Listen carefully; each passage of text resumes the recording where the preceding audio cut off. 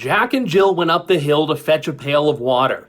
You've heard that poem your entire life. It's one of the most familiar poems that exists in the English language. But for government, it's not enough just to let sleeping dogs lie. They had to make it about STIs. But they couldn't even do that in a way that didn't overcomplicate it, fill it with political correctness, and make it so that it eventually had to get pulled from circulation.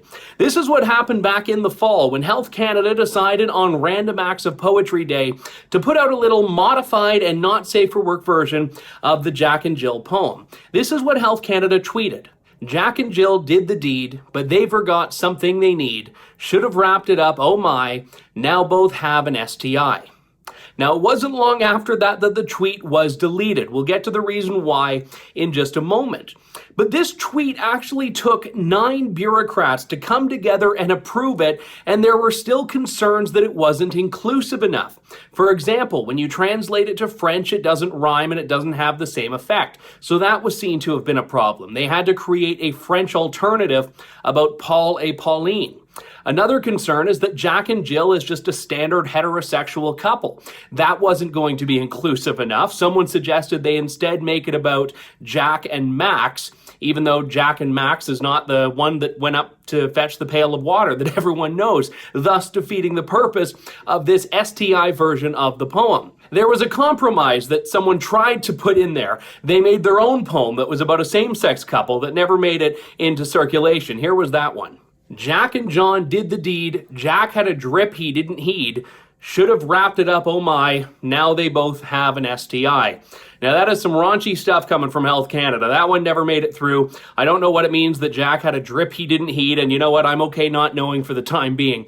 But this is what it took. At one point, the tweet was put out to a panel of 8 bureaucrats as someone demanded a scientific assessment. They wanted to know if this was going to be something that could get approval as scientifically and factually accurate so that they could put this tweet into the pipeline for receiving approval, development of images, translation, and scheduling. This is all for a tweet. 9 people going over a 24-word poem.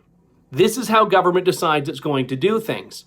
Now, this all comes from an access to information package from Health Canada that was procured by lawyer and prolific tweeter Kevin Weiner, who was kind enough to share it with me. 163 pages of documents, mostly emails, going over the Twitter schedule for Health Canada and back and forth on this tweet, how to make it more inclusive. At one point, they're resigned to accept that they can't do it in French, they can't do it with a same-sex couple, so one bureaucrat from Health Canada promises they will endeavor to do more inclusive poems in the future. But none of them, in the course of investigating this, saw that Jack and Jill were traditionally siblings. So the fact that Jack gave Jill an STI is problematic for a number of reasons. The tweet was pulled about an hour after it was posted. A chain of emails came through Health Canada, wondering what to do about it, how to respond to media inquiries. The Privy Council got involved, which is the bureaucratic arm of the Prime Minister's office. And at one point, Health Canada promised that it would have no more poems until after the federal election. This was just a few weeks before Canadians went to the polls. But yes, the most complicated 24-word poem in the history of the English language, apparently, and only an hour until it was gone. Or I guess we should say gonorrhea. For True North, I'm Andrew Lawton.